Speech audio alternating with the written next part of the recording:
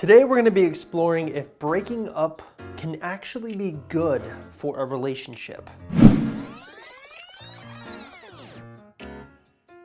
Now, most of the people that I work with want desperately to get their exes back. In fact, that's the whole primary reason that they come to me looking for advice. The number one question I tend to get is, what kind of chance do I have of getting my ex back? Or is there hope of getting my ex back? But the question they really should be asking is, can I create a new and better relationship if I get my ex back? Because if they really honestly sit down and think about it, if they're not able to do that, then they're just going to wind up in the same circumstance they are in currently.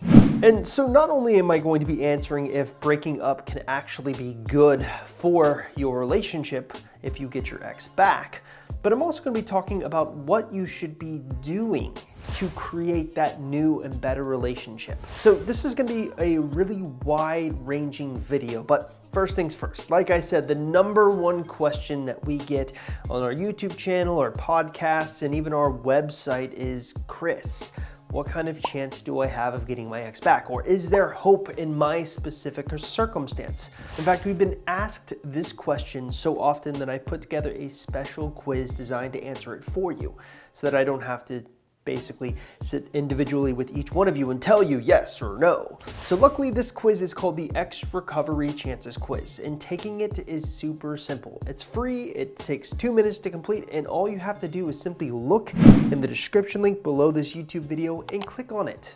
That's it. Okay, let's get down to business. Can breaking up actually be good for your relationship? Now, I'm not going to beat around the bush here. Breaking up with your ex can actually be good for your relationship. I don't think there's any other doubt. But for me, the more interesting question is, how often do exes who get back together actually stay together? Now, probably one of the things that I'm most proud of about our program, my website, podcast, YouTube channel, is the fact that we actually have so many different success stories coming on and willing to be interviewed so that I can basically pick apart their situation and figure out what's working and what's not working. What's also really interesting is when you have this amount of success stories, people who are getting their exes back and coming on and telling us what's actually working, we can sit back and actually determine, hey, how often are they actually staying together for the long term? And our research is pretty consistent. About half of couples who get back together will break up again within the first 3 months. Now, why is that? Why are couples breaking up again so often? Well, the number one reason tends to be kind of the most obvious reason. The issues that were present during the first breakup haven't solved themselves. In other words, history continues to repeat itself, and then you enter into this on again, off again phase. And the challenge no longer becomes if you can get your ex back, it becomes if you can keep a relationship going with them. So one interesting question I thought it would be fun to ask is, what are the successful relationships doing that the unsuccessful relationships aren't? And here's what I found. Finding number one, it takes two to tango. So the goal when you get back with your ex, if you can get back with your ex, I should say, because that's not a guarantee, is to create a new and better relationship than your first time around. Of course, in order for that new and better relationship to become a reality, it takes two people to actually be engaged and be willing to make the changes necessary to survive. And most of the time, most of my clients are more than willing to do this, but that's not really the challenge. They have to get their exes on board as well. So how do you do that? Well, there's a lot of different things you can do to inspire your ex to want to improve the relationship as a whole, but the first and most important thing to do is prime them. In other words, before you actually agree in getting back together, you must first talk about the fact that you don't want history to repeat itself. And you're willing to put the work in, but they need to be willing to put the work in as well. The other thing is usually having an outside source and say, look, you need to be willing to put forth the effort to make this relationship survive, can be what actually sways your ex into actually committing. I mean, more often than not, when you are told something by someone that you trust and love implicitly, but you're around all the time, you tend to kind of tune their advice out. And yet when an outside source that you also trust but aren't around a lot of the time comes and tells you the exact same thing, it's almost like your antenna goes up and you start to take it a little bit more seriously. You start to think, hey, maybe they were right. Maybe I should put some effort into this relationship to make it survive. And in most of the success stories that I actually interviewed who are consistently staying together, they have kind of this principle involved. They get their partners invested into the relationship by getting them to commit and take action so that history doesn't repeat itself and they go through another breakup.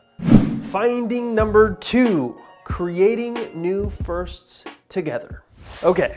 So, stop me if this is something you've heard before. You and your ex were together for 3 years. You know, or you think you know everything there is to know about them, and they think they know everything there is to know about you. You have had a ton of different first experiences together, so that it becomes kind of difficult to add any kind of spontaneity or adventure into your relationship. It just seems kind of robotic in a way. You're doing the same things over and over and over again. And for some people, they're okay with this, but for most, they're not. Often in my podcast episodes, articles, YouTube videos, I'll talk about this concept of stability and mystery and how we need both in a relationship, and yet it's kind of a paradox because you can't be stable and mysterious at the same time. So really you need to look at it in terms of percentages. Some people like 60% stability in relationships as well as 40% adventure, and some people like 60% adventure in relationships while they have 40% stability with that partner. My point is if you haven't created new firsts together, if you haven't shaken things up a little bit, that can be a contributing problem to causing another breakup to occur. And I've long been on record saying that shared first experiences together with a partner bonds the two people closer together than pretty much anything. The analogy I like to use is when you watch a great movie for the first time. Everything is going to be more potent when you experience the emotions that the movie is trying to get you to experience, whether that's laughter, fear, anger, happiness, sadness.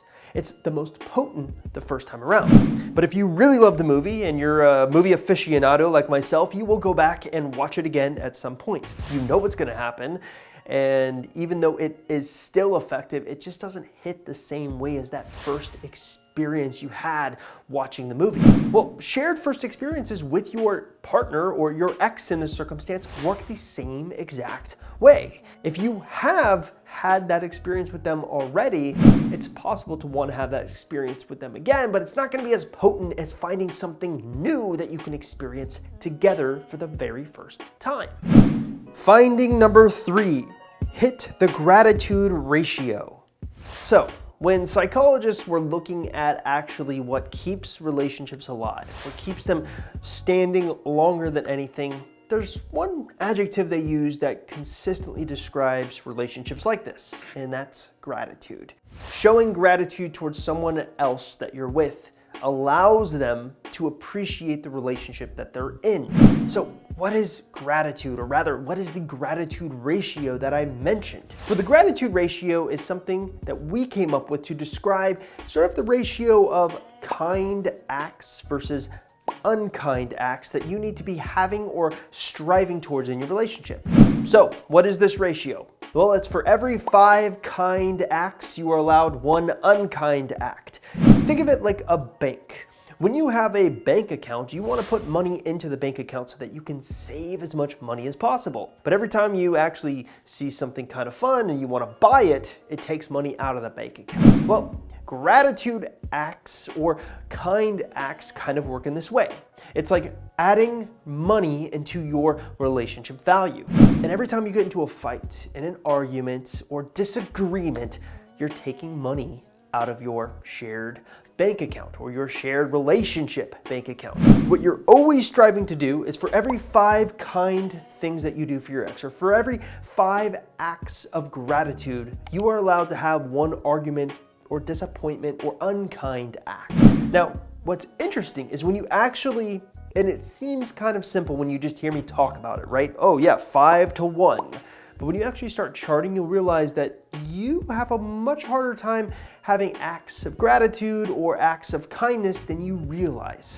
So when you're with someone, or when you get your ex back, if that's even possible for you, make sure you focus on hitting this ratio as much as possible. I always like to tell my clients, make a game out of it. At the end of the day, tally up how many acts that you've done that were kind towards your ex versus unkind acts that you did towards your ex. And make them involved too.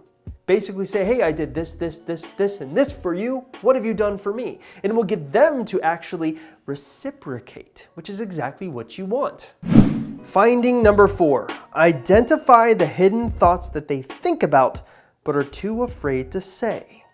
Now, this ultimately boils down to listening. It's weird to say it, but listening allows you to get your ex to open up more than you would even realize. But how do you let your ex know that you're listening to them, or that you hear them, or that you understand their point of view? Well, the best way to do this is to label their hidden emotions. Now, what does that look like? Well, let's say that you think you know what your ex is thinking. Let's say that he's upset about this argument that you had. A lot of people, when they actually do communicate with their ex about that argument, don't talk about it at all. They kind of sweep it under the rug and just say, la da da da da, forget that it ever happened. But that's not the way you should approach it. If you're in a relationship, because this only applies if you're in a relationship with your ex again, bring it to the forefront of the table and label what they're thinking, but they're too afraid to say. So let's say that you and your ex had a massive fight in your new and hopefully better relationship.